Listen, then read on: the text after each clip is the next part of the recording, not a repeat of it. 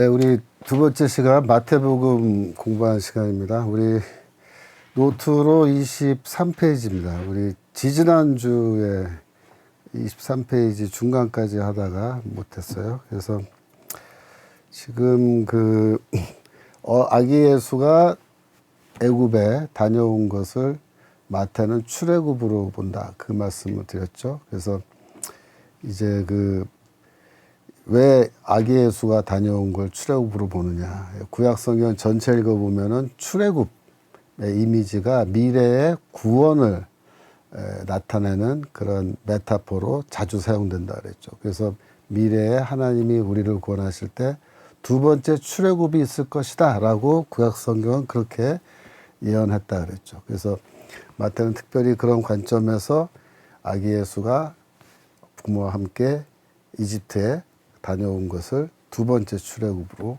본다.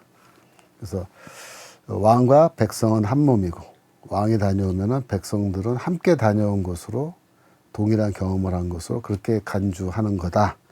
설명드렸습니다. 특별히 마태복음 4장 1절과 2절 보시면 예수께서 성령에게 이끌리어 마귀에게 시험을 받으러 광야로 가사 40일을 밤낮으로 금식한 후에 줄이신지라 그랬는데 예수가 광야에서 왜 40일을 금식하셨을까요? 30일도 아니고 50일도 아니고 왜 하필이면 40일이에요? 39일도 아니고 네? 왜 40일이에요? 이유는 뭐예요? 이스라엘 백성이 광야에서 40년 동안 떠돌아다니면서 거기서 고생했잖아요. 그죠? 훈련 받았잖아요. 마찬가지로 예수도 광야에서 40일 동안 금식하셨습니다. 그거는 뭐예요? 이스라엘의 경험을 예수가 그대로 반복하는 거예요. 그 예수가 광야에서 40일 있는 거는 두 번째 출애굽 의미하는 거예요. 예수도 이스라엘을 대표해서 왕으로서 광야에서 40년 있을 수는 없으니까 예수께서 줄여서 40일 계신 거예요. 40일. 이런 모든 거는 예수가 이스라엘의 왕으로서 두 번째 출애굽을 보여주는 그런 장면인 겁니다. 23페이지 4번 왕이 하나님의 목적을 방해하려 한다. 그래서 이제 2장 16절에서 18절 부분을 보는 건데요. 2장 18절 보겠습니다. 라마에서 슬퍼하며 크게 통곡하는 소리가 들리니 라헬이 그 자식을 위하여 애곡하는 것이라 그가 자식이 없으므로 위로받기를 거절하였도다 함이 이루어졌느니라. 그래서 헤롯 왕이 이제 동방 박사들에게 속은 것을 알고 베들레헴 근처의 유아들을 다 죽이라고, 그러니까 2살 아래 애들이죠. 다 죽이라고 그렇게 이제 명령을 내려서 병사들이 가서 아기들을 죽인 거예요. 그래서 죄 없는 아기들이 이제 죽임을 당한 거죠. 그죠? 그래서 그런 학살입니다. 학살. 아기들을 학살하는 사건에 대해서 지금 마태가 기록을 하면서 예레미야서 31장 15절 이하를 여기에 인용해 놓은 겁니다. 근데 왜 이거를 인용했느냐? 그거 이제 설명이 어려운 거예요. 그래서 일단 읽어봅시다. 31장 15절. 나 여호와가 이같이 말하노라 라마에서 슬퍼하며 통곡하는 소리가 들리니 라헬이 그 자식을 위하여 애곡하는 것이라 그가 자식이 없으므로 위로받기를 거절하였도다. 그죠? 요 구절을 이제 그대로 여기 인용해 놨잖아요. 근데 라헬은 누구예요? 야곱의 부인인데 사실 야곱이 삼촌집 라반에 가서 머슴살이 했잖아요. 그때 이제 라헬을 좋아했단 말이에요. 근데 이제 묘하게도 라헬은 애를 못 낳았어요. 레아 언니죠. 언니는 아들 낳고. 그래서 이제 뒤늦게 나중에 이제 하나님의 은혜로 라헬도 애를 낳게 됐는데 요셉을 낳고 베냐민을 낳았죠. 근데 베냐민을 낳다가 죽었어요. 그 시대, 고대 시대에는 항상 그 여자들이 난산으로 애를 낳다가 많이 죽었습니다. 그래서 지금 그 라헬은 애 낳다가 죽었는데 애 낳다가 죽은 이야기는 어디 나오냐면은 창세기 35장 16절. 창세기 35장 16절. 여러분 노트 24페이지에 보면은 이제 나와 있는데, 거기 보시면은 그들이 베델에서 발행하여 에브라스에 이르기까지 얼마 길을 격한 곳에서 라헬이 임신하여 신고가 아니고 산고, 심히 고생하더니 17절 산파가 뭐 두려워 말라 등남하리라 이렇게 말하고 18절 그가 죽게 임하여 그 혼이 떠나려 할 때에 아들의 이름을 베논이라 불렀으나 그 아비가 그를 베냐민이라 불렀도다. 19절 라헬이 죽음에 에브랏 곧 베들레헴 길에 장사되고. 그래서 왜 베들레헴에서 애들이 죽었는데 헤롯 왕에 의해서 살해당한 거죠. 학살됐는데 그거를 라헬과 연결시키냐면은 요 라헬이 죽은 장소가 그 베들레헴 가는 길에서 죽었다고요. 베들레헴 가는 길에서. 창세기 48장 7절에 가면은 야곱이 죽을 때 이런 말을 해요. 내게 관하여는 내가 이전에 내가 바단에서 올 때 라헬이 나를 따르는 노중 가나안 땅에서 죽었는데 그것은 에브랏까지 길이 오히려 격한 곳이라. 내가 거기서 그를 에브랏 길에 장사하였느니라. 에브랏은 곧 베들레헴이라 그렇게 되어 있죠. 그러니까 베들레헴 길이에요. 베들레헴 길은 베들레헴으로 가는 길이란 뜻이에요. 그러니까 정확하게 말하면 베들레헴에서 라헬이 죽은 건 아니지만 베들레헴으로 가는 길에서 라헬이 죽었기 때문에 이게 연결이 될 수가 있고, 또 아까 예레미야서 31장 15절 다시 가보세요. 네. 아유, 라마나요님 교수님 강의 최고입니다. 아이 감사합니다. 갈라디아서 강의도 정말로 좋았습니다. 네. 그래서 여러분들이 혹시 갈라디아서 안 들으신 분들은 틈틈이 갈라디아서 강의를 들으시면 좋아요.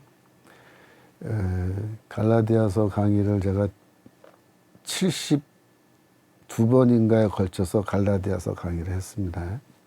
여러분들이 1번부터 72번까지 보셔야 되는데 양이 좀 많지만 여러분이 인내심을 가지시고 꾸준히 들으시면 돼요. 들으실 때 교재는 제 갈라디아서 주석이에요. 갈라디아 주석.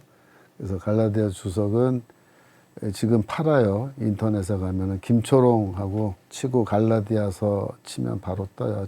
연두색으로 된 책인데 그 책을 사셔서 이렇게 책 펴놓고 보시면서 공부하면 훨씬 편하실 겁니다. 자, 다시 돌아와서 예레미야서 32장 15절. 31장 15절. 31장 15절.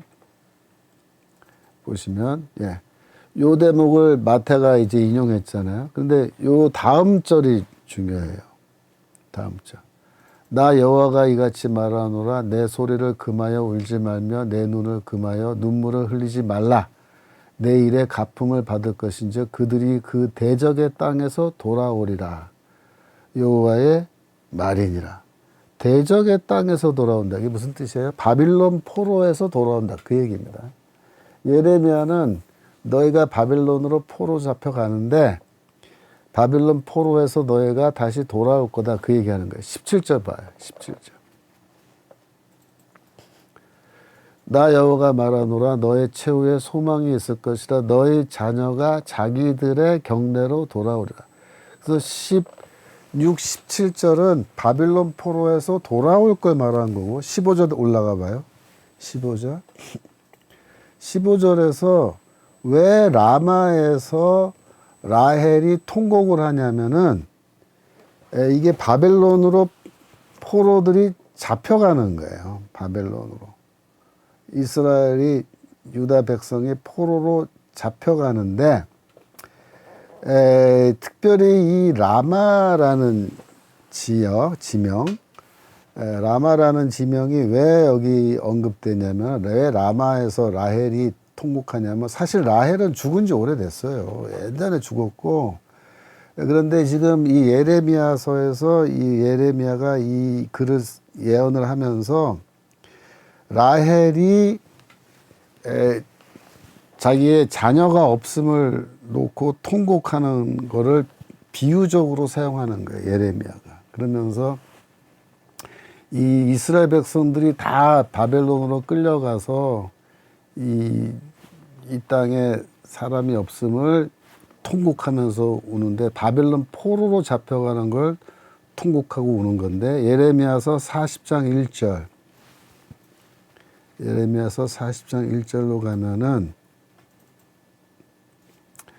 시대장 느부사라단이 예루살렘과 유도 포로를 바벨론으로 옮기는 중에 그러니까 바벨론 포로 끌고 가는 거예요. 예레미야도 잡혀서 사슬로 결박되어 가다가 이게 돼 있어요.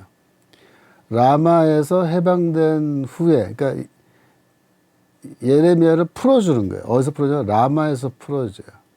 그때 말씀이 여호와께로서 예레미야에게 임하니라 라고 해서 아마도 그때 임한 말씀이 뭐냐면 31장 15절에 마태가 인용하고 있는 그 말씀인 것 같아요. 그래서 이걸 다 이제 우리가 요약해서 다시 보면은 무슨 말이냐면은 동방박사의 그 이야기, 그 약속이죠.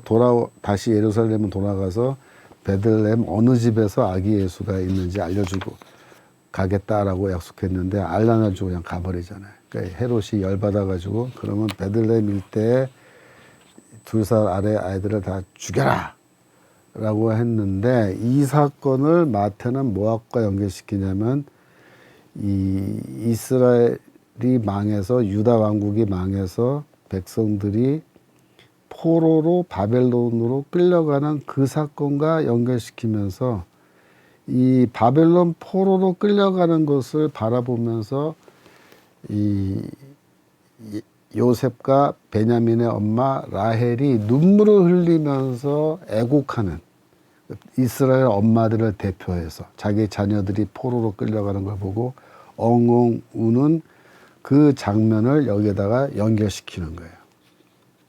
무슨 뜻이냐면은 이 베들레헴 일대의 학살, 어린아이 학살 사건을 바빌론 포로로 잡혀가는 것과 연결시키고 그 다음에 곧 포로로 잡혀간 사람들은 어떻게 돼요?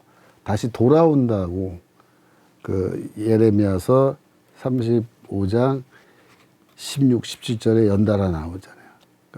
라헬이 통곡하는 장면 다음에 포로 귀환의 약속이 나온단 말이에요. 그래서 포로 귀환과 사실은 연결시킨 거예요. 포로로 끌려가는 것과 또 연결시키지만은 그 의미는 뭐예요? 포로 귀환. 포로들이 돌아온다는 거. 근데 이게 왜 포로 귀환과 연결시키냐면은 이 구약 성경에 보면은 출애굽만 미래의 구원으로 그렇게 사용되는 게 아니라 바빌론 포로 귀환도 하나님의 미래의 구원을 설명하는 메타포로 사용되는 거예요. 25페이지입니다. 제가 거기에 설명해놨죠. 그래서 이 출애굽과 바벨론 포로 귀환이라고 하는 이 두 개의 큰 이미지가 미래의 하나님의 구원을 설명할 때 사용되는 거예요. 그러니까 출애굽은 이미 일어났죠. 사실 바벨론 포로 귀환도 이미 일어난 사건입니다. 그러나 구약 성경은 즉 포로 귀환 이후에 기록된 그런 책들에서는 예언서에서 포로 귀환은 이미 일어났지만 미래에 하나님이 우리를 구원하실 때 제2의 두 번째 포로 기환, 제2의 두 번째 출애굽이 일어난다라고 구약 성경은 그렇게 말하는 거예요. 제가 그 증거를 보여드릴게요. 이사야서 11장 11절. 그날에 주께서 다시 손을 펴사 그 남은 백성을 아수르와 애굽과 바드로스와 구스와 엘람과 신날과 하맛과 바다 섬들에서 돌아오게 하실 것이라. 여호와께서 열방을 향하여 기호를 세우시고, 기호는 뭐냐면 깃발이에요. 깃발을 세워요. 이스라엘의 쫓긴 자들을 모으시며 딴 사방에서 유다의 이산한 자를 모으시니, 유다의 이산한 자는 흩어진 자들이에요. 자, 그러니까 여기 보면은 뭐냐면 북이스라엘이 아시리아에 멸망당해서 이스라엘 10지파 흩어졌어요. 그죠? 그 다음에 남유다가 멸망당해서 2지파가 또 흩어져요. 흩어지는 건 다 뭐예요? 하나님의 심판이라 그랬죠. 신명기 28장에 율법을 지키지 않는 자에게 내리는 저주 중에 뭐가 들어있어요? 너희가 이 땅에 흩어질 것이라. 하나님의 심판과 저주죠. 그래서 흩어진 거예요. 그런데 이 이사야서 11장의 말씀은 그 흩어진 이스라엘 백성 12지파를 하나님이 어떻게 하신다? 다시 다 모으신다. 그 안에 뭐가 포함되어 있어요? 바빌론 포로 기한이 포함되어 있는 거예요. 이사야서 35장 8절.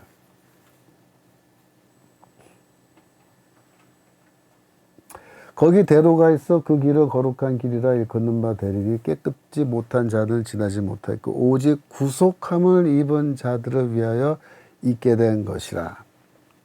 구속함을 입은 자들, 구원받은 자들이에요. 그들이 어떻게 해요? 돌아온다는 거예요.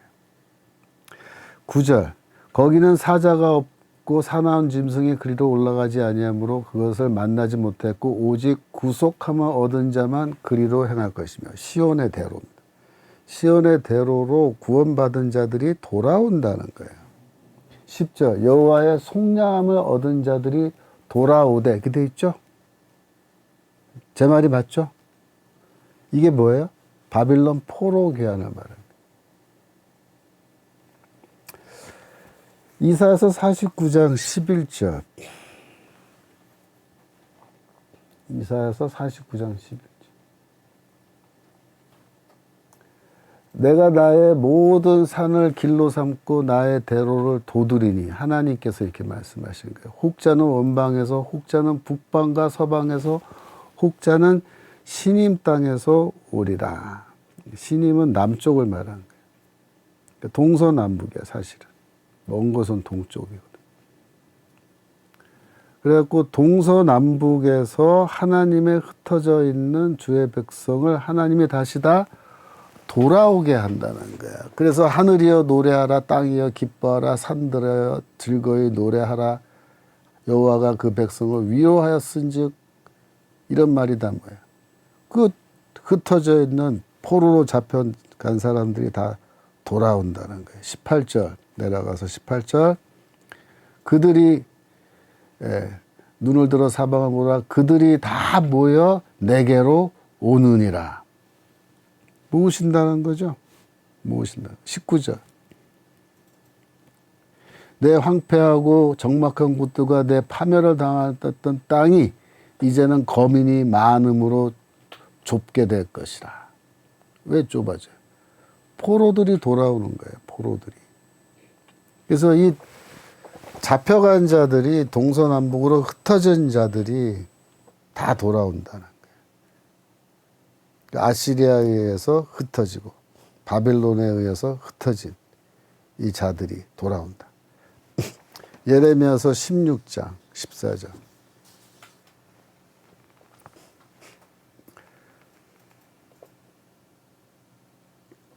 여호와께서 가라사대 그러나 보라 날이 이르니 다시는 이스라엘 자손을 애굽 땅에서 인도해 내신 여호와의 사심으로 맹세하지 아니하고, 여기서 이제 출애굽 이미지가 잠깐 나오는 거예요. 애굽 땅에서 인도해 냈으니까. 그런데 15절 이스라엘 자손은 북방 땅과 그 모든 쫓겨났던 나라에서 인도하여 내신 여호와의 사심으로 맹세하리라. 그러니까 이거 더 중요하다는 거예요. 출애굽보다 더 중요한 게 뭐예요? 흩어져 있던 이스라엘 백성들을 다시 고국으로 돌아오게 한다. 그들을 그 열조에게 준 그들의 땅으로 인도하여 드리리라. 이게 뭐예요? 이게 바벨론 포로 귀환이란 말이에요. 포로 귀환. 아시리아로 포로로 잡혀갔던 사람들, 바빌론으로 포로로 잡혀갔던 사람들이 돌아온다. 예레미야서 23장 8절.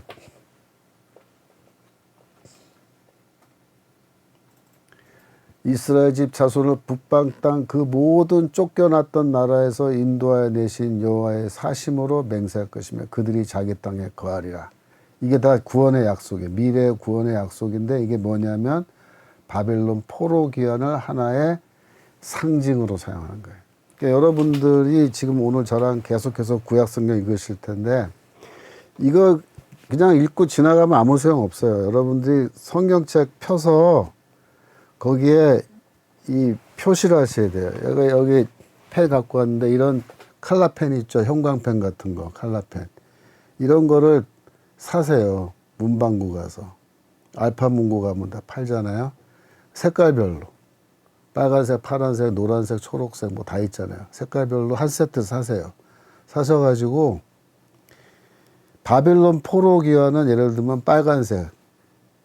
그 다음에 출애굽은 뭐야? 또 파란색. 이런 식으로 컬러로 표시하실 수 있어요. 여기 지금 제가 노트해 놓은 구절들 다 찾아서 여러분들이 성경에다가 이렇게 표시하시면서 거기 써오셔야 돼. 바벨론 포로 귀환 이미지, 출애굽 이미지 이런 식으로. 그렇게 표시해 놓으시고 그 다음에 구약성경 읽으실 때 이사야서건 예레미야서건 읽으실 때 이게 빨간색으로 표시된 부분 나오면 아 이게 바빌론 포로 귀환이고 이게 마태복음의 2장의 유아 사례.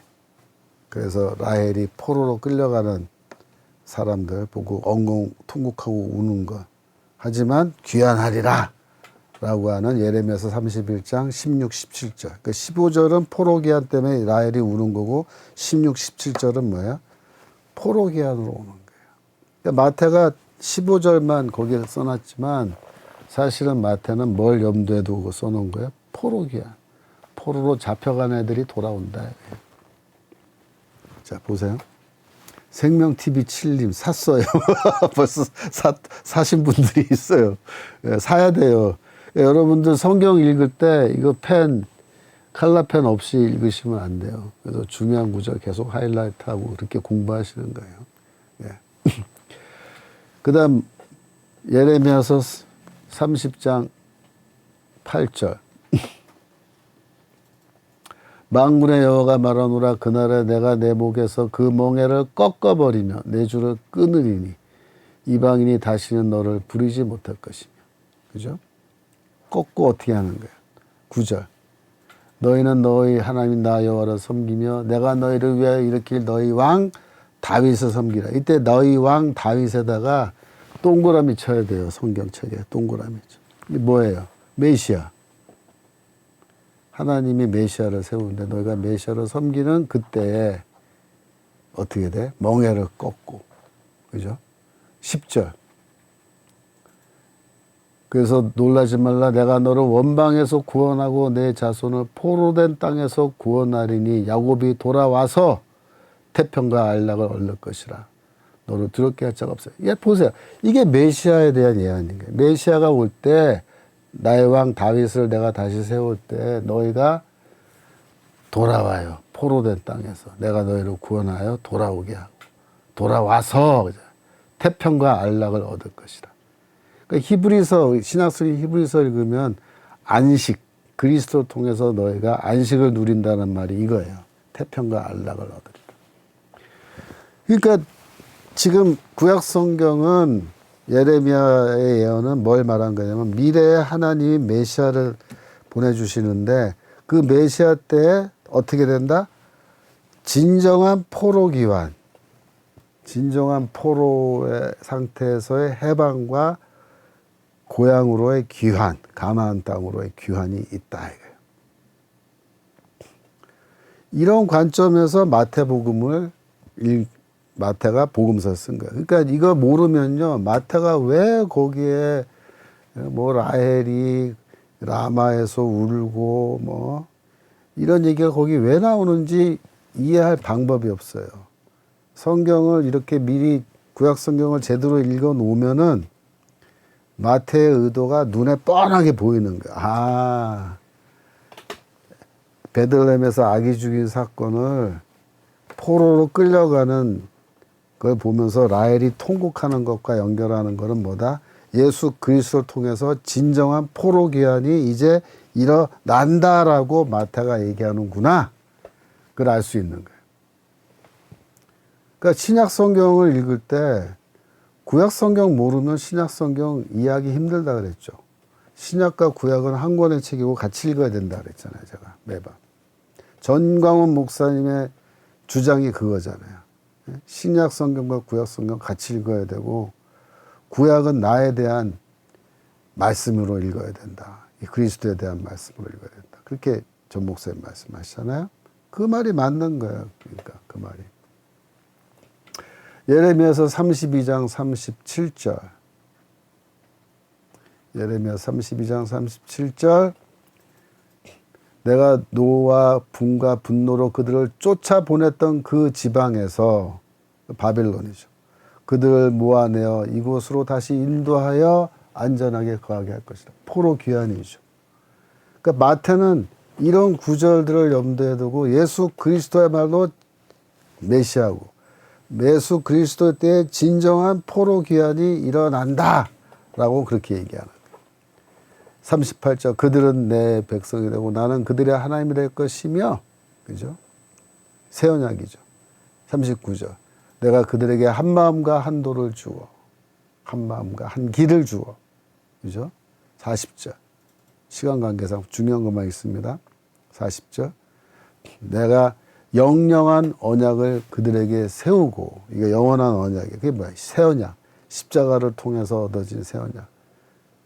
나를 경외하게 하면 그들의 마음에 두어 나를 떠나지 않게 하고, 그죠? 영원한 언약이 맺어지는 거예요. 누굴 통해서? 메시아 통해서. 그때 어떤 일이 일어나요? 제2의 바벨론 포로 귀환이 일어난다. 예레미야서 46장 27절. 46장 27절. 46장 27절. 내 종 야곱아 두려워 말라, 이스라엘아 놀라지 말라. 보라, 내가 너를 원방에서 구원해. 원방, 먼 곳이에요. 먼 곳 어디? 바벨론. 내 자손을 포로된 땅에서 구원하리니 야곱이 돌아와서 평안히 정원히 거할 것이라. 자, 보세요. 이스라엘 백성이 그 바벨론에서 돌아왔죠. 그래서 제2성전도 세우고 성벽도 건축하고 했죠. 근데 거기서 영원히 평안히 그렇게 살았어요? 예? 평안하며 뭐 걱정 없이 살았어요? 아니에요. 그때 평안이 없었습니다. 포로 귀환 돌아온 사람들에게 평안도 없었고 걱정 없이 살 것이다, 정원이 거할 것이다가 걱정 없이 산다는 말이거든요. 걱정 많았어요. 맨날 얻어 터지고 뭐, 예? 그랬다고요. 페르시아 때, 이제 바사 때 돌아와서, 바벨론에서 돌아와서 성벽 건축하고 했지만 페르시아가 또 금방 망했다고요. 그 이후에 헬라 국가들, 알렉산더 나오고 헬라 국가들, 특별히 그 알렉산더 죽은 다음에 시리아, 북쪽 시리아의 안티오쿠스 4세 시절에는 엄청나게 괴롭혔어요. 평안은 무슨 평안. 걱정 없이 사는 게 아니라 그냥 막 아주 힘든 시절이 있었죠. 그러니까 포로 귀환 이후에 이 예언들이 이루어졌다고 생각했겠어요? 유대인들이? 이 예언들이 이루어졌다? 포로 귀환 후에? 안 이루어졌어요. 그러니까 이런 예언들은 언제 이루어지냐? 미래에 메시아가 올 때 두 번째 이 출애굽 두 번째 포로 귀환이 있을 텐데 그때 이러한 약속이 이루어질 거라고 생각한 거예요. 그래서 그게 다 메시아에 대한 예언으로 읽는 거예요. 이걸 다. 예레미야서 50장 4절. 아니, 46장 27절은 예레미야서 46장 27절.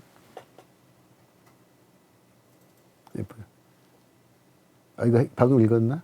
정훈이 읽었구나. 50장 4절. 소리. 50장 4절. 나 여호와가 말하노라 그날 그때 이스라엘 자손이 돌아오며 그와 함께 유다 자손이 돌아오되 보죠. 아시리아에 의해서 멸망당한 10지파 이스라엘 국가입니다. 북왕국.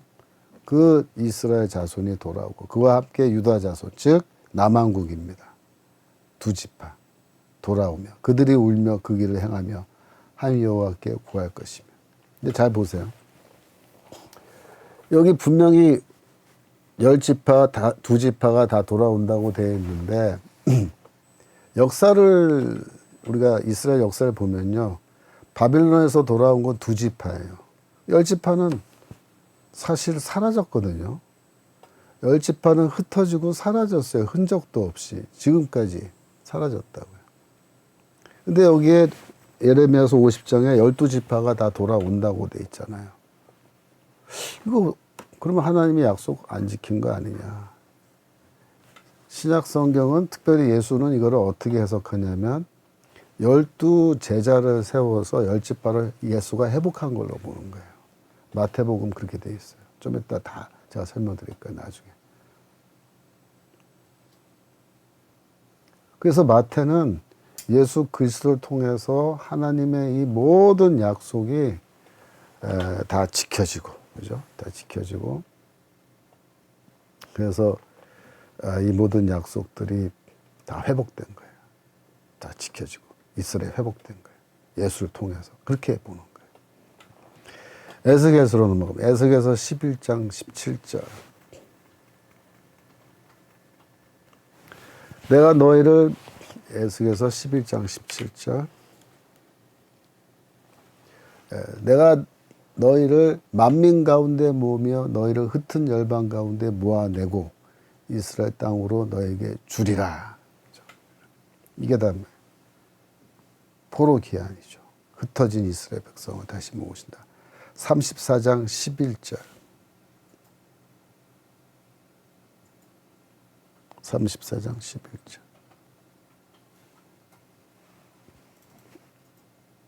네. 여호와가 말하노라 나 곧 내가 내 양을 찾되 이렇게 돼 있죠. 12절에 양이 흩어졌는데 그죠? 그 흩어진 곳에서 그것들을 건져낼지라. 그죠? 13절 내가 그들을 만민 중에서 끌어내고 열방 중에 모아서 본토로 데려간다. 그래서 본토로.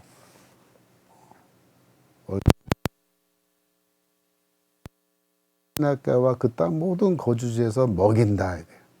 14절 좋은 꼴로 먹이고 그 우리를 이스라엘 높은 산 위에 두리니 그것들이 거기서 좋은 우리에 누워 이스라엘 산 위에서 살찐 꼴을 먹으리라. 이렇게 돼 있죠. 여러분 요 대목은요 뭐하고 연결되어 있는 줄 아세요? 마태복음 5장의 산상수훈과 연결돼요. 산상수. 예수가 마태복음 5장에서 산에서 가르치시죠. 그게 뭐예요? 이스라엘의 잃어버린 양들을 다시 모아서 먹이시는 거예요. 메시아가 하나님을 대신해서. 근데 좋은 꼴로 먹여요. 좋은 양식으로. 그죠? 산상수훈 팔복선언부터 어때요? 살진 꼴이죠. 좋은 먹이란 말이에요. 좋은 음식이란 말이에요. 양들에게 먹이는. 이게 다 예수 그리스도의 사역과 연결되는 거예요. 마태는 그렇게 해석하는 거예요. 신약 성경은 그렇게 가르치는 거예요. 우리가 마태복음 읽을 때 구약 성경에 지금 이런 말씀들, 그죠? 이런 말씀들과 연결해서 여러분이 읽지 않으면, 여러분들이 이 말씀들의 그 제대로 된 그 꼴, 그죠? 그 말씀을 다 여러분이 이해를 할 수가 없다. 이해를 할 수가 없다. 그래서 여러분들이 이거를 다 이해를 하셔야 돼요. 감수봐. 근데 지금 좀 문제가 생겼는데, 내 노트가, 25, 56. 맞아. 26. 자, 그 다음에 호세아서 1장 10절로 간다. 호세아서 1장 10절. 1장 10절. 호세아서 1장 10절. 거기도 보시면 이스라엘 자손의 수가 바닷가에 모래같이 되어 헤아릴 수 없게 되고, 그죠? 그 다음에 뭐라 그랬어요? 너희는 내 백성이 아니라 한 그곳에서 저에게 이르기를 너희는 살아계신 하나님의 아들들이라, 자녀라 할 것이라. 11절, 유다 자손과 이스라엘 자손이 함께 모여. 그러니까 유다 자손은 남왕국, 이스라엘 자손은 북왕국인데 12지파죠. 12지파가 함께 모여 한 두목을 세우고, 근데 여기 두목이라고 했으니까 무슨 조폭 두목 같은 느낌이 좀 드는데, 두목이라기보다는 우두머리예요. 우두머리. 우두머리는 히브리어로 읽으면 머리예요. 그냥 머리. 머리를 세운다고 돼 있어요. 머리는 뭐야? 왕이에요. 왕. 그래서 우두머리는 왕이에요. 왕을 세우는데, 바울은 그리스도는 우리의 교회의 머리라 그럴 때, 머리가 뭐예요? 머리잖아요. 머리 뭐라고요? 우두머리. 두목.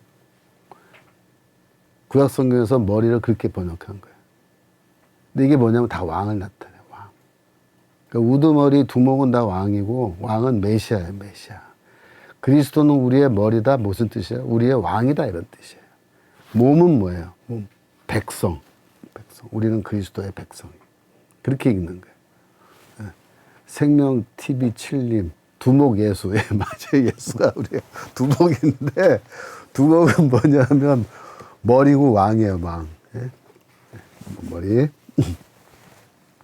그래서 호세아서 2장 1절, 너희는 암미라 하고, 암미는 뭐야? 내 백성. 그 다음에 너희 자매는 루아마다. 루아마는 뭐다? 궁휼히 여김을 받은 자라는 뜻이야. 그러니까 하나님의 심판받았지만 하나님의 궁휼함을 다시 얻어서 다시 너희를 나의 백성으로 삼을 때 너희에게 누굴 줘요? 왕을 줘요. 왕은 뭐야? 메시아. 그래서 메시아가 되면은 그 땅에서부터 11조 올라가 봐요. 그 땅에서부터 올라온다 그랬죠. 그 땅에서 올라온다는 말이 무슨 말이에요? 이게 출애굽을 할 때, 출애굽. 애굽에서는 항상 올라와요. 호세아서 3장 5절. 호세아서 3장. 그 후에 저희가 돌아온단 말이에요. 어디서 돌아와요? 애굽에서 돌아오고 바벨론에서 돌아오는 거예요. 다. 그들의 하나님 여호와 그들의 왕 다윗을 찾고 메시아를 찾는 거예요. 메시아 왕을 찾고 여호와를 경외함으로 은총으로 나아간다. 미가서 4장 6절. 그러니까 여러분들이 사실 이 청교도 신학원에서 저하고 이제 공부하면서 구약 성경의 이런 구절들을 다 신약 성경과 연결해서 읽으시게 되는 건데, 성경 이렇게 읽는 거예요. 이렇게. 정광훈 목사님이 말씀하신 게 그거예요. 구약은 다 그리스도에 대한 예언으로 읽어야 된다. 이렇게 읽는 게 그리스도에 대한 예언으로 읽는 거예요. 그러니까 여러분들 목사님들이 교회에서 사실 이렇게 성경 가르쳐 주신 분들이 없어요. 왜 그런지 알아요? 이렇게 읽는 걸 배운 적이 없어서 그래요. 신학교에서 이렇게 안 가르쳐 줬기 때문에 그렇게 못 읽는 거예요. 교회에서 못 가르친 거예요. 제가 요새는 학교에서 이거 가르치거든요. 근데 제 수업에 들어오는 애들은 이걸 배워요. 근데 안 들어온 애들은 또 모르는 거예요. 근데 청교도 신학원에 오면은 여러분들이 다 이거 배우시는 거예요. 다 배우시는 거예요. 자, 다시. 미가서 4장 6절. 예, 격리 지금 참 재밌습니다. 감사합니다. 샌프란시스코에 계신 분인데 이 시간에 또 시간도 다른데 깨어서 배우고 계시네. 자, 여호와께서 말씀하시되 그날에는 내가 저는 자를 모으며 저는 자를 말 다리를 저는 자 쫓겨난 자와 내가 환난 받게 한 자를 모아 다시 모은다는 게 중요해요. 하나님의 심판은 흩어버리는 거예요. 흩어버리는 이스라엘 백성을 온 지면에 흩어버리는 게 하나님의 심판인데 하나님의 구원은 뭐냐면 다시 흩어진 자를 모으시는 거예요. 모으시는 거예요. 예수가 왜 참된 목자냐. 목자는 왕이거든요. 구약성경에서. 목자라는 말은 왕이란 뜻이에요. 근데 양떼는 백성인데 잃어버린 양떼를 찾아온다라는 뜻은 뭐냐면 흩어진 양떼를 모으신다는 거예요. 그게 진정한 하나님의 구원자예요. 잃어버린 양을 구하는 목자라는 이미지는 뭐야? 이거예요, 이거. 흩어진 양떼를 모으시기 때문에 예수가 진정한 하나님의 메시아 왕인 거예요. 7절. 저는 자, 그죠? 이들을 시온산에서 영원히 그들을 치신다. 양떼 치신다. 이렇게 말하죠. 그죠? 그래서 8절, 9절 계속해서 똑같은 이미지인데 양떼, 망대, 10절로 내려가 봐요. 딸 시온이여 해산하는 여인처럼 애써 구루하여 나갈지다. 이제 내가 성읍에서 나가서 들어가며 바벨론까지 이르러 거기서 구원을 얻으리니. 그 다음 말이 중요해요.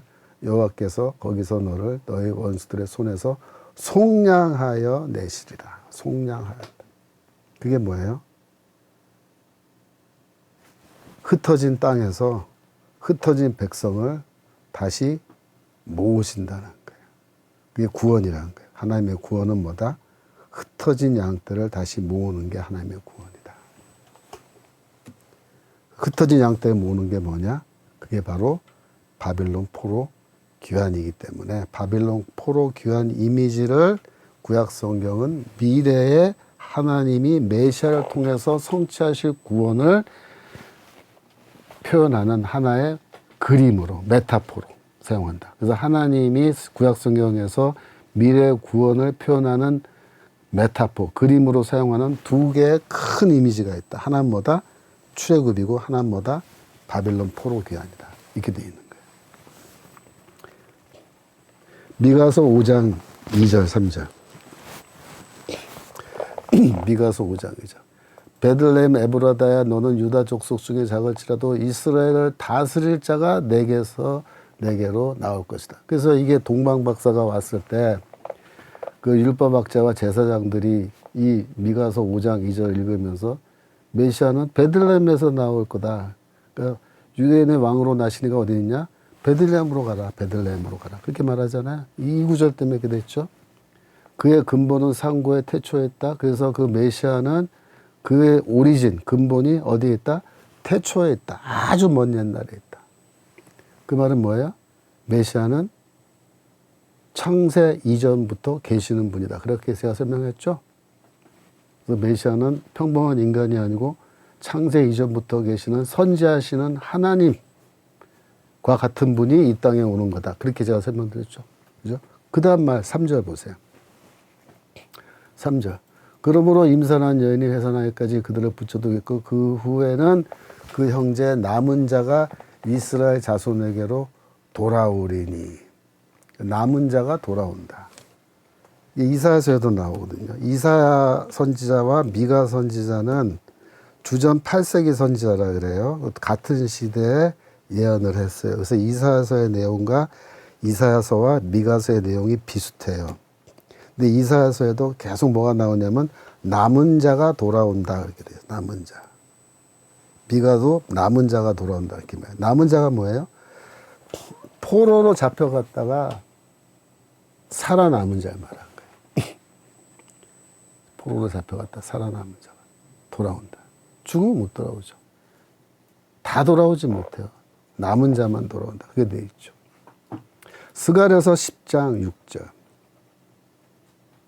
스가랴서 10장 6절. 여기도 보시면 뭐 긴 구절인데 내가 그들을 궁일여김으로 그들로 돌아오게 하리니. 그죠? 돌아온단 말 나오죠. 8절에 내가 휘파람으로 모을 것은 내가 그들을 구속하였습니다. 그죠? 구속했단 말이죠. 그러니까 남은 자가 돌아오고 그들이 돌아오는 것은 내가 그들을 구원하였기 때문에 돌아오는 거예요. 9절 내가 그들을 열방에 뿌리려니와 뿌린다는 말이야. 스캐터 영어로 스캐터 흩어지게 한다. 흩어버린다. 내가 그들을 열방에 흩어지게 하는 것. 그게 뭐야? 하나님의 심판이에요. 그들이 원방에서 나를 기억하고 그들의 자녀와 함께 생존하여 돌아온다. 살아남은 자들이 돌아온다. 그건 뭐야? 그건 구원이야. 하나님의 구원. 심판과 구원이 요 한 절에 같이 들어가 있는 거야. 여러분이 읽을 때 그렇게 읽어야 돼요.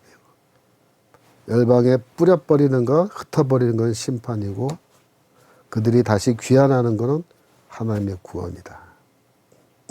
그들을 애굽 땅에서 이끌어 돌아오며 그들을 아수르에서 모으며 길르앗과 레반으로부터 그들을 이끌어 가리니. 그죠? 거할 곳이 부족하리라. 이사야서에도 나왔죠. 거할 곳이 이제 부족하게 된다고. 다 똑같이 얘기하는 거예요. 그 다음 11절 내가 그들로 고해를 지나가게 하며 고난의 바다입니다. 바다 물결을 치리니 나일의 깊은 곳이 다 마르겠고. 이게 뭐예요? 출애굽이죠. 아수르의 교만이 낮아지고 애굴의 호흡이 없어지리라. 자, 그래서 이걸 그림으로 좀 설명하려고 하는데 그 지난번에 혹시 파워포인트 보내드린 거 혹시 열어줄 수 있어요? 제가 파워포인트 하나 그때 보내드렸는데 예. 여러분 노트 28페이지에도 있는데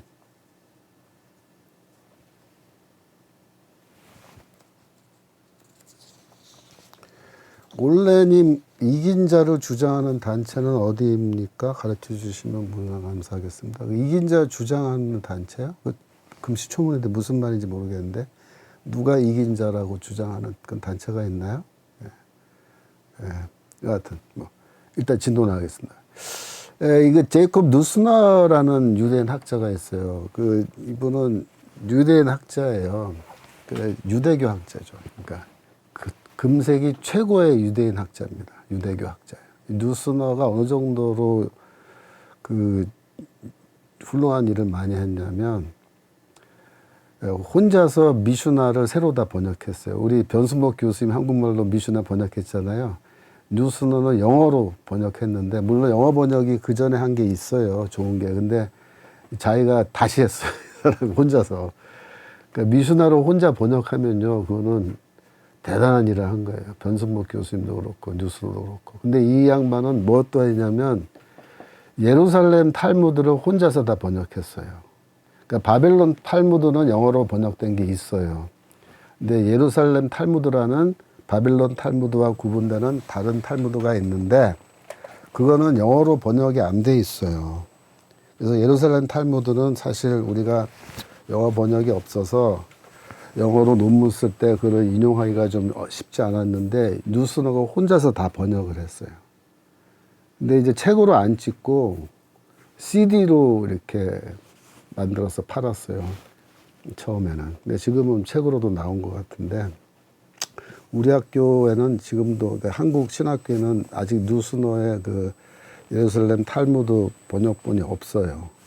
다 구입을 하기 힘들어서 비싸가지고 CD로 하나가 댕기는데 저는 개인적으로 갖고 있습니다. 여하튼 누스너가 책도 어마어마하게 많이 썼어요. 누스너에 대한 유명한 일화가 있어요. 사람들이 농담 삼아서 하는 건데 어떤 학자가 누스너한테 전화를 했대요. 부인이 전화 받았어요. 뭐라 했냐면 누스너 집에 있습니까? 집에 있습니다. 그래. 바꿔주세요. 그랬더니 지금 책을 쓰는 중인데요. 그래. 그러니까 전화한 사람이 죄송합니다. 제가 다시 전화할게요. 그랬더니 부인이 뭐라 하냐면 조금만 기다려서 금방 책 끝납니다. 무슨 말이냐면 책을 하도 많이 써가지고 책을 막 후딱후딱 다 써내는 거예요. 그 정도로 책을 많이 썼어요. 근데 누스너가 쓴 책 저도 이제 뭐 읽어봤는데 그 책을 많이 썼으면 다 엉터리로 많이 썼을 것 같죠. 안 그래요. 잘 썼어요. 그 정도로 유대교에 정통한 사람이에요. 누스너가 토셉타라는 거 있어. 토셉타는 이제 그 미슈나랑 비슷한 시기에 있었던 유대교 랍비 전승인데 그 주다 더 프린스라고 하는 주다라고 하는 랍비가 미슈나를 편집했거든요. 근데 그때 뭐 인터넷도 없고 이게 아무것도 없을 때니까 자기가 수집을 하는 랍비들 전승에 한계가 있었다고요. 그래갖고 미슈나 다 책을 만든 다음에 보니까 빠져있는 중요한 랍비들의 전승이 또 있는 거예요. 그걸 따로 또 모았어요. 그걸 토셉타라 그러는데 누스너가 토셉타도 영어로 다 번역했습니다. 두 권으로. 그러니까 뭐 어마어마한 학자죠. 여하튼 이 누스너가 어떤 책에서 유대교에 대한 책인데 어떤 책에서 뭐라고 주장하냐면 구약 성경 전체 내용을 간단하게 요약할 수 있다 이렇게 주장해요.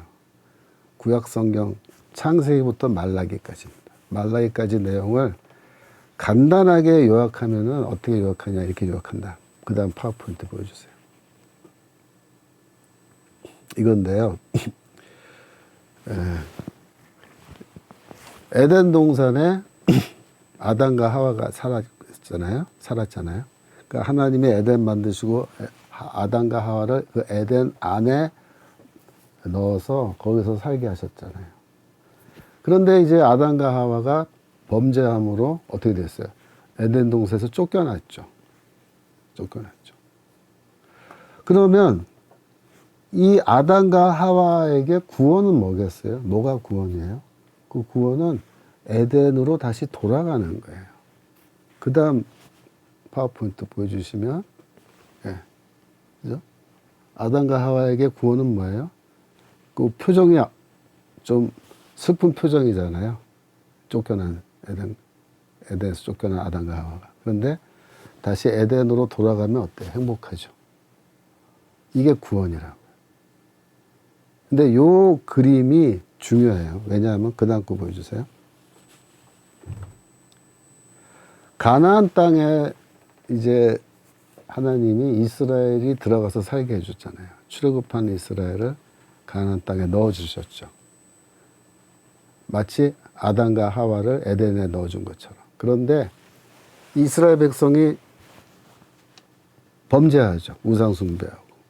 그러니까 어떻게 해요? 쫓겨난다고요. 쫓겨나서 바벨론 포로로 잡혀간다고요. 그 표정들이 안 좋죠. 그죠? 그러면 바벨론으로 포로로 쫓겨간 이 이스라엘 백성에게 구원은 뭐예요? 다시 포로에서 풀려나서 가나안 땅으로 귀환하는 거란 말이에요. 그죠? 그 다음 그림 보여주세요. 그래서 바벨론 포로가 된 이스라엘에게 구원은 무엇이냐? 포로에서 풀려나서 가나안으로 돌아오는 거예요. 돌아오는 거예요. 다시 돌아오면 어떻게 해요? 얼굴 표정이 해피하죠. 그렇죠? 그러니까 바빌론 포로로 잡혀갔다가 돌아오는 요 그림이, 요 메타포가 아담과 하와가 에덴에서 쫓겨났다가 에덴으로 돌아오는 것하고 사실상 같다는 거예요. 누가 그렇게 얘기하느냐? 누스너라는 금세기 최고의 유대인 학자가 그렇게 주장하는 거예요. 근데 그 다음 그림 보여주세요. 이 바빌론 포로는 출애굽하고 비슷하다는 거예요. 바빌론 포로기와는 출애굽해서 돌아오는 것 똑같다. 왜? 가나안에서 야곱의 가족이 살고 있었어요. 그죠? 근데 기근 때문에 애굽으로 이주하잖아요. 그때 또 마침 요셉이 이제 애굽의 총리가 돼가지고 식구들 이민으로 데려가잖아요. 근데 거기 갔는데 어떻게 돼요? 예. 거기 가서 노예가 돼버려요. 이집트에서 노예살이 한다고요. 그 벽돌 굽고 건축 노동 애고 막 학대당하고.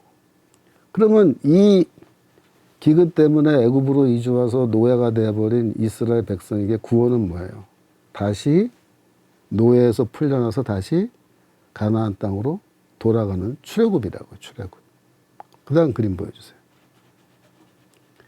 애굽의 노예가 된 이스라엘에게 구원은 뭐냐? 노예에서 풀려나 출애굽하여 가나안으로 돌아가는 거죠. 돌아오는 거죠. 이 세 개의 그림이 다 똑같다는 거예요. 첫 번째 그림 다시 올라가 보세요. 똑같다. 올라가서. 네.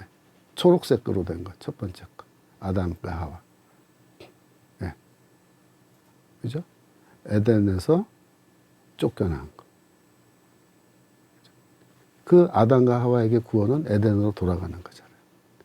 에덴으로 귀환하는 거예요. 그 다음 그림 보여주세요. 네. 그 다음 그림. 그 다음 초록색, 그 두 번째 초록색. 네. 그 아담과 하와에게 구원은 무엇인가? 에덴 동사가 돌아가는 거다. 요 그림이 보면은 그 누스너가 구약 성경 전체를 요약하면 요 그림이 된다는 거예요. 요 그림이. 제가 그 책을 읽다가 야, 역시 누스너가 대학자다. 저도 구약 성경 많이 읽고 연구하지만 그 긴 내용을 창세기부터 말라기까지 그 긴 내용을 간단하게 요약해라. 이렇게 했을 때 요약이 쉽지 않잖아요. 그 많은 내용을. 근데 누스너는 간단하게 요약했는데 여기에 핵심이 있다는 거예요. 에덴 동산에서 쫓겨난 인류가 다시 에덴으로 귀환하는 이 이야기. 그거를 이스라엘 역사 속에서 이걸 풀어내면은 출애굽이 첫 번째 메타포고 두 번째가 뭐야? 바벨론 포로 귀환이 두 번째 메타포. 똑같은 내용이라는 거예요. 그러니까 구약 성경에서 미래의 하나님의 구원, 즉 에덴에서 쫓겨난 우리 인간이 다시 에덴으로 돌아가는 하나님의 구원. 그 다시 돌아가는 에덴은 새 예루살렘이죠. 정광 목사님 말씀하시는 새 예루살렘이 바로 그 에덴이에요. 미래 에덴. 그 새 예루살렘에 들어가는 게 우리는 뭐야? 에덴으로 귀환하는 거예요. 그런데 이 새 예루살렘으로 귀환하는, 새 에덴으로 귀환하는 이 메시지를 구약 성경에서는 두 가지의 큰 비유로 우리에게 설명하는데 뭐냐? 하나는 출애굽이고 하나는 바벨론 포로 귀환인데 마태복음에서는 마태는 어떻게 해요? 아기 예수가 엄마 아버지 손에 안겨서 애굽에 갔다가 돌아온 거를 두 번째 출애굽으로 보는 거고 그 다음에 베들레헴에서 그 아이들이 학살당해서 라헬이 그 라마에서 슬피 울지만 그 다음 절에 보면 예레미야서 31장 15, 16, 17절 보면은 16, 17절에서 걱정하지 말아라 너의 자녀가 다시 포로 생활에서 돌아올 것이다 라고 하는 그 하나님의 구원의 메시지를 주는 내용이 나오는데 그걸 마태가 인용하면서 뭐라고 얘기한 거야? 예수 그리스도를 통해서 이제 두 번째 바벨론 포로 귀환이 우리 역사 속에서 일어날 거다라고 이렇게 마태는 얘기하는 거예요. 그러니까 얼마나 놀라워요. 얼마나 놀라워요. 마태가 마태복음을 쓰면서 구약 성경의 이 중요한 두 개의 그림입니다. 그 다음 그림 보여주세요. 예. 바벨론 포로 귀환. 그죠? 그 다음에 내려가서 그 다음 거 살색 예. 출애굽 이미지. 이거를 다 사용해서 예? 마태가 예수 그리스도의 사역을 설명하는 거예요. 이해되시죠? 예. 자, 그 다음에 29페이지 넘어갑니다. 29페이지. 교과서 29페이지. 여기 보면은 갈릴리의 메시아 이렇게 됐는데 19절에서 23절입니다. 그러니까 이 예수께서 나사렛에 가셔서 사셨다라는 거예요. 마태복음 1장 23절. 마태복음 1장 23절. 예. 2장, 쏘리. 2장 23절. 지금 2장 하지. 2장 23절. 나사렛이란 동네에 와서 사니 이는 선지자로 하신 말씀에 나사렛 사람이라 칭하리라 하심을 이루려 하십니다. 자, 나사렛이라는 동네는요, 갈릴리 지방 북쪽에 있는 아주 작은 마을이에요. 그런데 베들레헴에서는 물론 이제 멀죠. 그러면 나사렛이란 동네는 작은 동네인데 어느 정도 뭐 인구가 사는 동네냐? 학자들의 주장, 그러니까 스트레인지라는 학자의 주장에 따르면은 인구가 한 480명 사는 동네래요. 그러니까 작은 마을이죠. 나사렛이라는 동네 자체가. 그러니까 갈릴리 지역에 있는 여러 도시와 마을들이 있는데 별로 눈에 띄지 않는 아주 작은 보잘것없는 마을이 나사렛인 거예요. 그 나사렛에서 불과 6km 떨어진 지역에 가면은 세포리스라고 하는 큰 도시가 있는데 그거는 굉장히 큰 도시입니다. 헬라화된 도시예요. 갈릴리에 있는. 근데 예수는 세포리스라고 하는 뭐 큰 도시에서 산 게 아니라 나사렛이라는 작은 마을 가서 사신 거죠. 그 요한복음 1장 46절. 요한복음 1장 46절. 그 나다나엘이라는 사람이 뭐라고 그러냐면 나사렛에서 무슨 선한 것이 날 수 있느냐 이러면서 나사렛에서 메시아가 나섰다. 나사렛 예수가 메시아다. 그러니까 야 말도 안 되는 소리 하지만 나사렛 그 시골 총구석에서 뭐가 좋은 게 뭐가 나온다고 이렇게 얘기해요. 요한복음 7장 41절. 요한복음 7장 41절 보면은 유대인들이 서로 논쟁을 하는데 이 나사렛 예수가 갈릴리 지방 출신의 예수가 메시아다, 그리스도다 그러니까 어떤 이들은 그리스도가 어찌 갈릴리에서 나오겠느냐. 성경에 이르기를 그리스도는 다윗의 씨로 그 다음 절 다윗에 살던 촌 베들레헴에서 나오리라 하지 아니하였느냐라고 하면서 서로 쟁론했다, 논쟁했다 그렇게 돼 있어요. 그런데 마태는 나사렛에서 사셨는데 그것은 선지자 말씀에 나사렛 사람이라고 하는 예언을 성취하기 위해서 글로 가셨다라고 말했는데 구약 성경에 메시아는 나사렛 출신이다라는 말을 하는 성경 말씀은 사실 없어요. 그런 성경 말씀은.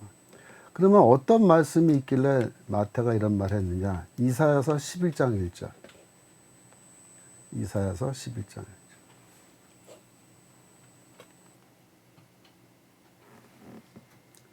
네, 11장 1절에 이새 줄기에서 한 싹이 나며 그 뿌리에서 한 가지가 나서 결실할 것이요 라고 했는데 이 가지라는 이 단어가요. 이 히브리어로 읽으면 네체르라는 단어예요. 네체르. 네체르. 가지. 그러니까 네체르 나사렛. 나사르.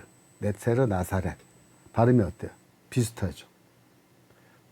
그래서 이 마태는 이사야서 11장 1절에 네체르 가지 한 가지가 나서 결실할 것이요 라는 이 구절을 나사렛이라고 하는 지명과 연결시키는 겁니다. 그래서 예수는 뭐다?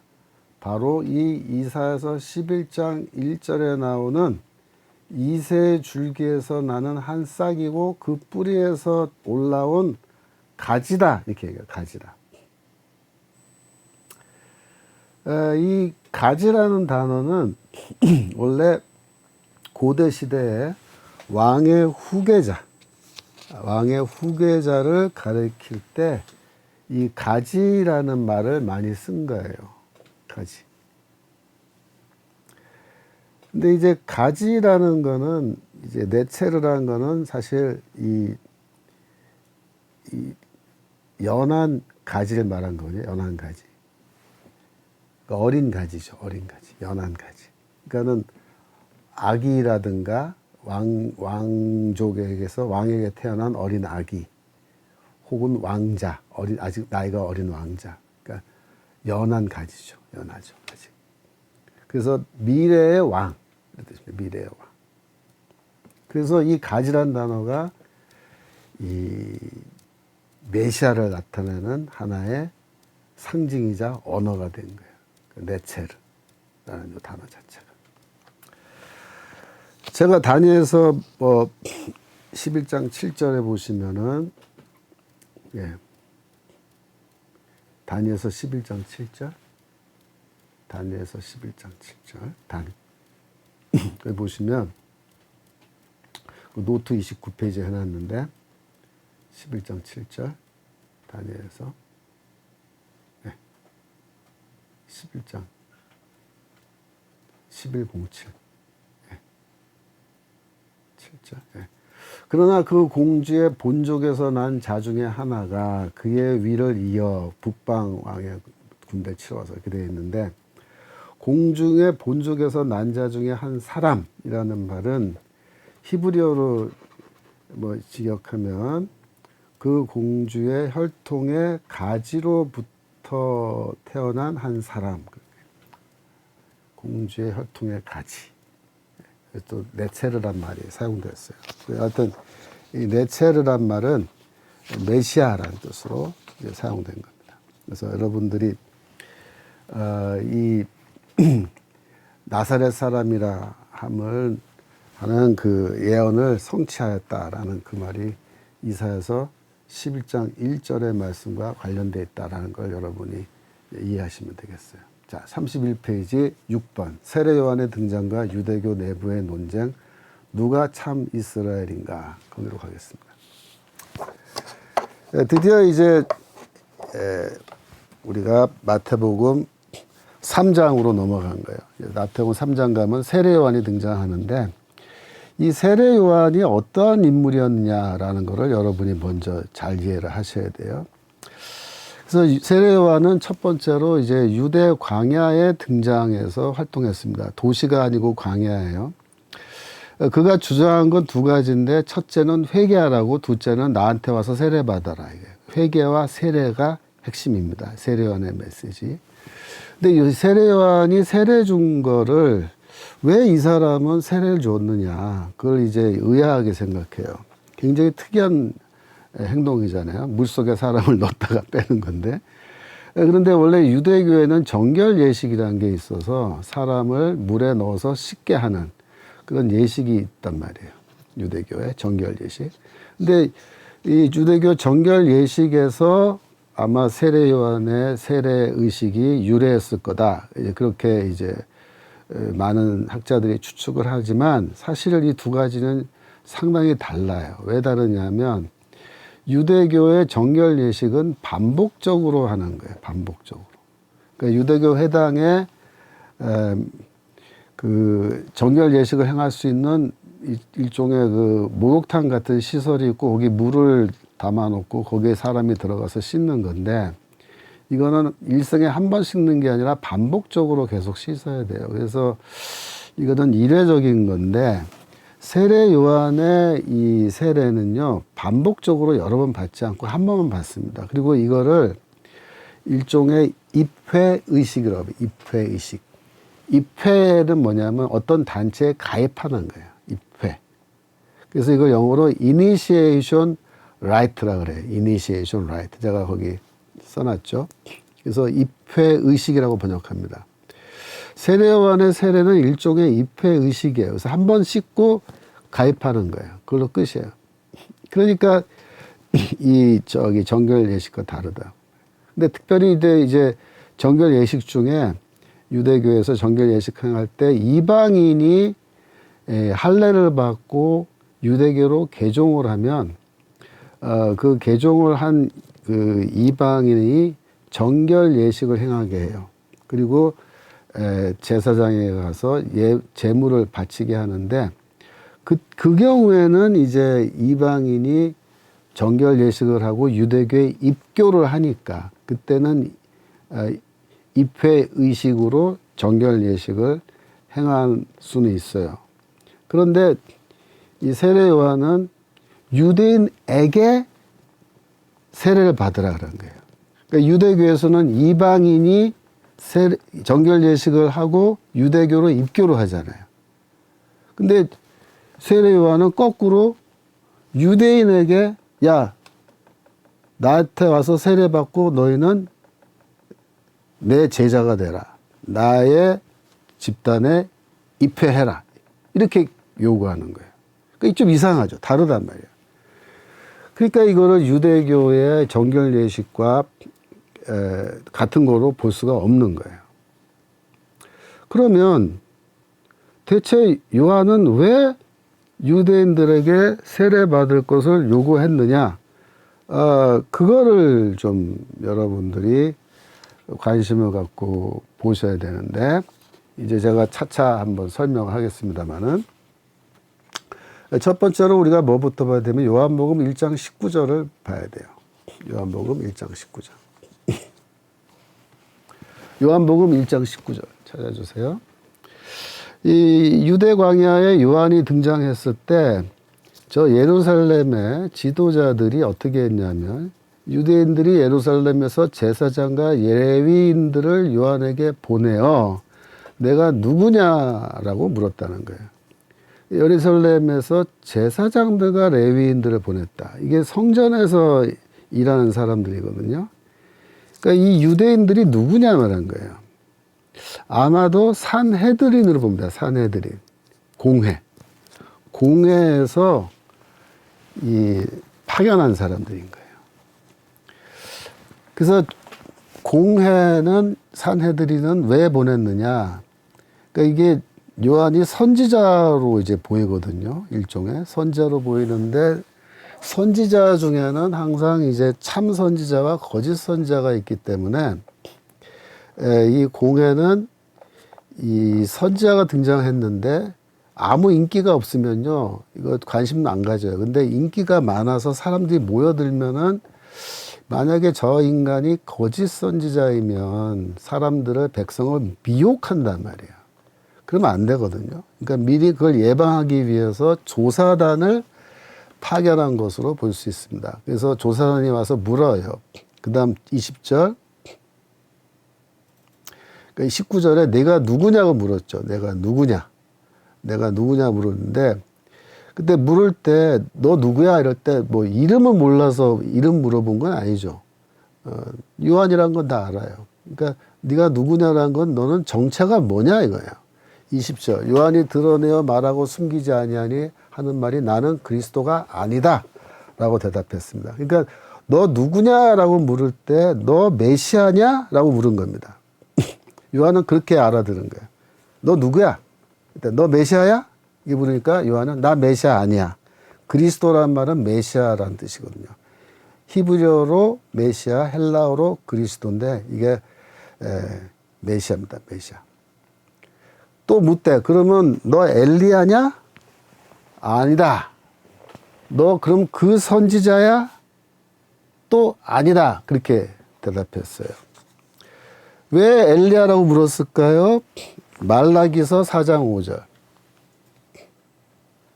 말라기서 4장 5절에 보면 뭐라고 예언이 되어 있냐면, 보라 여호와의 크고 두려운 날, 여호와의 날이에요. 이르기 전에, 하나님의 종말의 심판의 날이 이르기 전에 내가 선지자 엘리야를 너희에게 보내리니, 이게 되어 있죠. 그래서 종말에 엘리야가 돌아온다라고 말라기서가 예언하기 때문에 사람들이 그렇게 알고 있는 거예요. 그 요한이 이렇게 나타났는데, 요한의 그 모습이 엘리야랑 좀 비슷했어요. 열왕기하 1장 7절. 열왕기하 왕하 1장 7절. 왕이 저에게 이르되 올라와서 너희를 만나 이 말을 너희에게 고한 그 사람의 모양이 어떠하더냐. 그러니까 이때 왕은 아하시아 왕이라는 왕인데, 엘리야 선지자를 조사단을 보내서 보고 오라 그런 거예요. 저희가 대답하되 그는 털이 많은 사람인데, 8절, 허리에 가죽띠를 띄었다. 왕이 가로되 그는 디셉 사람 엘리야다 그렇게 되어 있죠. 그런데 이 마태복음 3장 4절에 보면 요한은 낙타털 옷을 입고 허리에 가죽띠를 띠고 음식은 메뚜기와 석청이었더라 그렇게 되어 있습니다. 근데 털이 많은 사람이다라는 아까 열왕기하 1장 7절의 말씀은 번역을 좀 새로 하면요. 털옷 입은 사람이다 그렇게 번역할 수 있어요. 털옷 입은 사람이다. 그러니까 이 세례요한이 약대 털옷을 입었을 때 또 가죽띠를 띄었을 때 그 모양 자체가 구약 성경에 나오는 엘리야의 모습이랑 비슷한데 말라기서에 엘리야가 종말의 때에 나타난다라고 되어 있으니까 그러니까 사람들이 와서 너 엘리야야? 왜? 겉모습이 엘리야 비슷하거든요. 예. 모르니까 그렇게 된 거예요.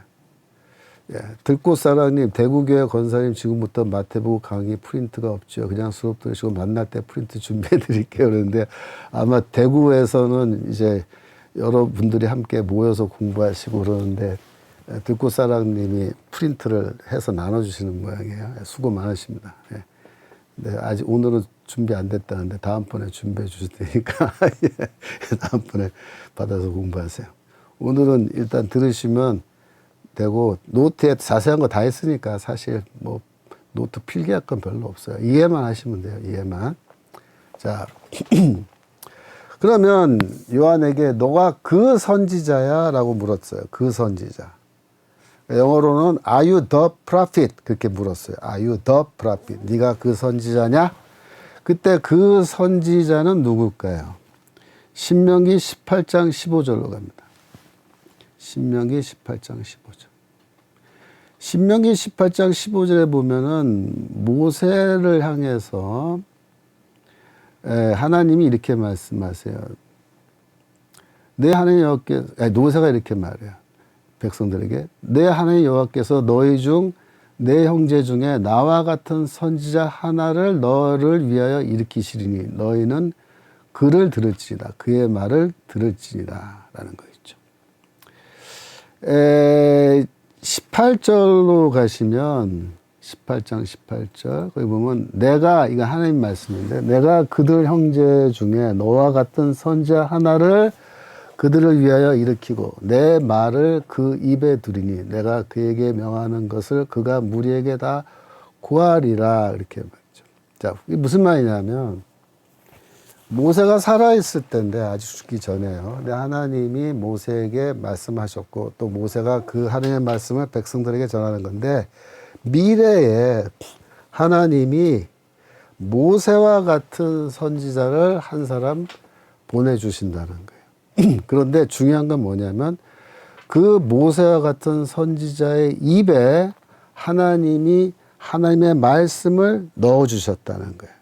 그래서 그 선지자가 모세와 같은 선지자가 와서 하나님의 말씀을 전할 건데 너희들은 그 선지자의 말을 듣고 어떻게 해야 돼?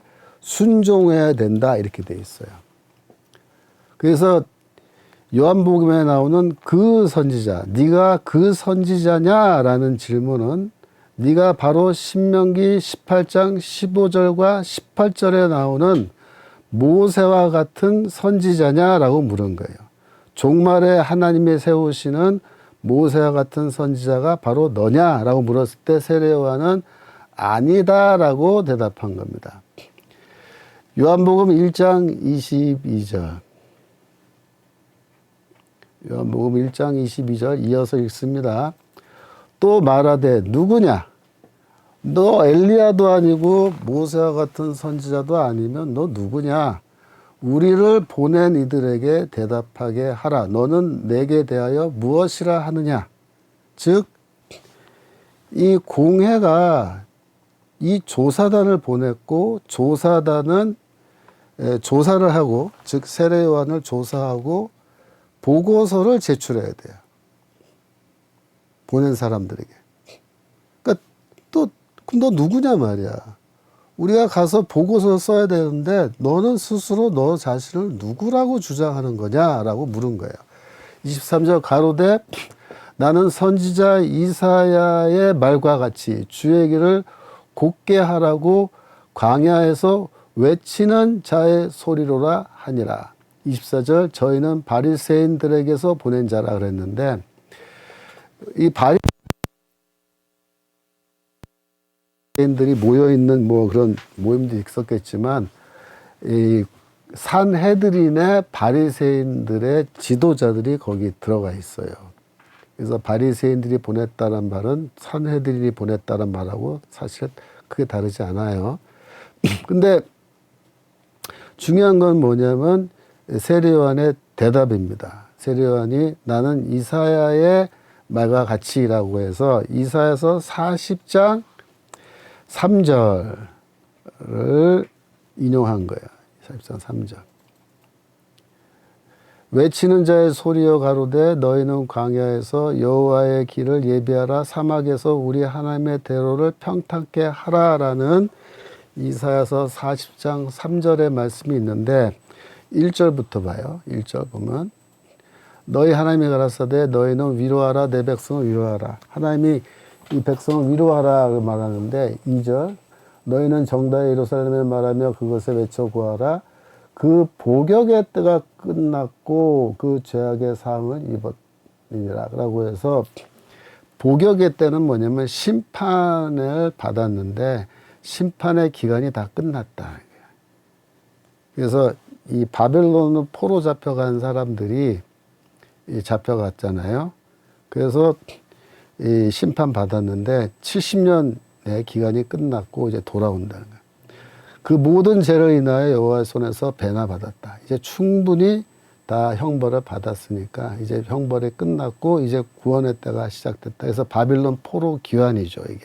근데 이게 뭐라 그랬어요, 아까 내가? 이게 다 미래에 하나님의 구원을 나타내는 메타포라 그랬죠. 그죠? 그래서 이것도 미래의 구원을 나타내는데, 자, 3절, 외치는 자의 소리가 있어서 너희는 광야에서 여호와의 길을 예비하라. 그래서 이 여호와의 길이 예비되면 누가 온다 그랬어요? 그 길로 바벨론 포로가 오는 게 아니라 하나님이 돌아오신다 그랬죠. 하나님이. 왜? 이스라엘 백성들이 이 포로로 잡혀갔다 와서 두 번째 성전을 지었잖아요. 수룹바벨 성전을. 그랬는데 문제는 뭐예요? 그 하나님의 여호와의 영광이 임해야 되는데 여호와의 영광이 임했다라고 말하는 명시적으로 말하는 성경 말씀도 없고 유대교 문서도 없다 그랬죠. 그래서 이제 하나님이 돌아오시는 길을 예비하라. 세례 요한은 뭐라고 했냐면 나는 뭐냐면은 이 광야에 외치는 자의 소리인데 바로 뭐냐? 하나님이 오시는 길, 여호와의 오시는 길을 지금 준비하기 위해서 여기 나와 있는 사람이다. 그렇게 말한 거예요. 나는 지금 광야에서 회개하라. 나에게 와서 세례받아라. 이렇게 말을 하면서 길 닦고 있다는 거예요. 제가 길 닦고 있다. 근데 내 뒤에 내가 닦아놓은 길로 누군가가 오신다는 거예요. 그분이 누구냐? 하나님이란 거예요. 세례요한은. 근데 그 길을 누가 오세요? 그리스도가 오시는 거예요. 그래서 나는 길을 닦는 사람인데 내 뒤에 오시는 분이 진짜인데 그분이 하나님이란 거예요. 근데 그도 누가 나타나? 예수가 나타나. 예수가. 나는 그분의 신발끈을 풀 자격도 없는 그런 사람이란 거예요. 세례요한. 나는 물로 세례 주지만은 내 뒤에 오시는 분은 불로 세례를 주시는데 그분이 하나님이란 거예요. 근데 누구야 그분이? 예수 그리스도란 말이에요. 예수 그리스도. 그래서 예수 그리스도는 세례 요한은 예수 그리스도가 오시기 전에 나타나서 그분이 길을 편히 가게끔 길을 닦는 역할을 하는 것에서 그치는 인물인데 그런 선지자인데 세례요한은 그래서 나는 메시아가 아니라 그런 거예요. 내 뒤에 오시는 분이 메시아고 나는 그 길만 닦는 거다. 이렇게 얘기합니다. 그런데 이 흥미로운 거는 아까 이사야서 40장 3절 보여줘. 다시 40장 3절. 이사야 40장 3절. 이 성경 구절이 굉장히 중요한 성경 구절인데 그 시대 유대교에서. 왜냐하면 그 시대에 바리새파, 사두개파, 열심당 외에 에셈파라고 하는 굉장히 중요한 유대교의 분파가 있었어요. 이 유대교 분파 에셈파는 고대 문서의 기록에는 나오지만 성경에는 나오지 않아요. 그래서 많은 사람들이 고대 유대교, 뭐 요세푸스와 같은 그런 역사가의 책에 에셈파에 대한 기록이 있기 때문에 에셈파라는 게 그 당시 있었구나 우리가 알고 있는데, 문제는 에셈파가 존재했다라는 증거가 없었어요. 그래서 이게 진짜인지 거짓말인지 애매했는데 1947년에 그러니까는 1차 대전이 끝난 직후에 유대 광야입니다. 예루살렘 남쪽 유대 광야, 그러니까 마사다로 가는 그 길목인데 거기에 쿰란이라는 지명의 지역이 있는데 그 쿰란에서 양치기를 하던 이 베두인 목동들이 그 광야 동굴, 저 언덕 위에 있는 동굴에 있는 항아리입니다. 이 항아리 속에 문서가 담겨 있었는데, 글들이 문서가 담겨 있었는데 그걸 발견해요, 우연히. 그래서 쿰란에서 문서가 발견돼서 그 일대에 조사단이 가서 모든 동굴을 뒤졌는데 11개의 동굴이 발견됐고 그 11개의 동굴에서 어마어마한 양의 문서가 발견됐는데 알고 보니까 바로 그 동네에 고고학자들이 발굴해 보니까 쿰란 공동체라는 공동체가 거기에 있었어요. 그래서 그 거주 지역이 지금 다 발굴이 됐는데 그 사람들이 갖고 있던 도서관의 문서들인데 70년에 예루살렘에 함락되고 로마 군대가 마사다에 남아있는 잔당들을 소탕하러 갈 때 쿰란을 지나가는데 그때 이 사람들이 로마 군대와 맞서 싸웠어요. 무장을 하고. 그때 도서관 책들을 항아리 넣어서 그 동굴에 넣어놓고 나가서 싸웠는데 전멸당해 다 죽은 거예요. 그래서 아무도 거기 항아리 속에 그 도서관 책들이 숨겨져 있는 걸 몰랐는데 그를 찾아서 학자들이 다 읽어보니까 거기에 공동체 규율이라는 커뮤니티 룰이라고 하는 책이 발견됐는데 그 책에 뭐라고 되어 있냐면 우리가 왜 이 광야에 나와서 공동체를 이루고 살았냐면 이사야 40장 3절 다시 보여줘요. 이 말씀을 어떻게 해석하냐면은 문자적으로 해석한 거예요. 그 사람들은. 그래가지고 정말로 광야로 나간 거예요. 광야에서 공동체를 만들고 거기서 살면서 그 사람들은 도로 공사는 하지 않았어요. 어떻게 해석했냐면 율법을 연구하고 가르치고 행함으로 자기들은 여호와의 길을 닦는다고 생각했어요. 그래서 쿰란 공동체는 이 말씀 때문에 광야에 나가서 살았다는 거예요. 그러니까 이 말씀이 1세기 유대교에서 굉장히 중요한 말씀이에요. 쿰란은 이 말씀 때문에 정말 광야에 나가서 살았고 에셈파는 세례 요한은 이 말씀 때문에 광야에 나가서 회개하라고 외치고 사람들에게 세례 준 거예요. 그래서 세례 요한의 세례 운동이라 그러거든요. 세례 운동을 시작한 건데 세례 요한은 이거를 왜 했다? 내 뒤에 오는 분을 위해서 나는 길을 닦기 위해서 여기 나와서 활동한 거다. 이렇게 돼 있어요.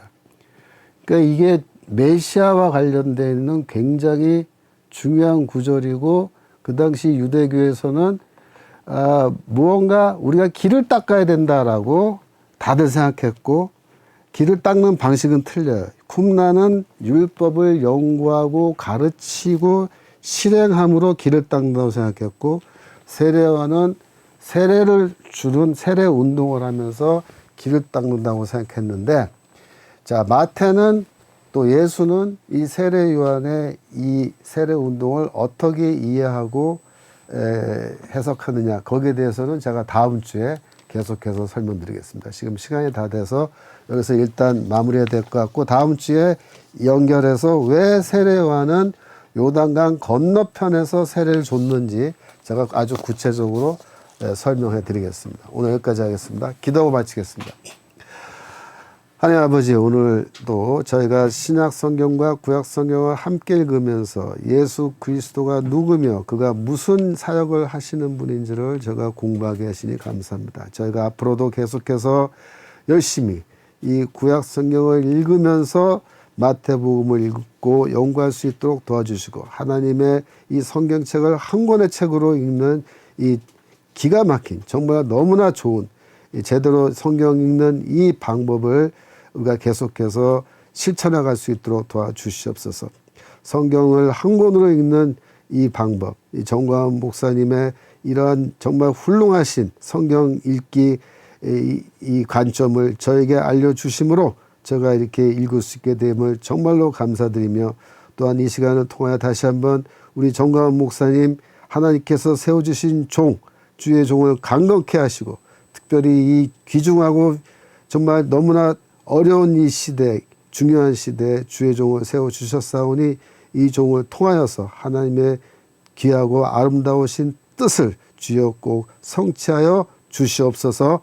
감사드리며 예수 그리스도 이름으로 기도합나이다. 아멘. 다음 주에 또 만나서 공부하겠습니다. 감사합니다. 안녕히 계십시오.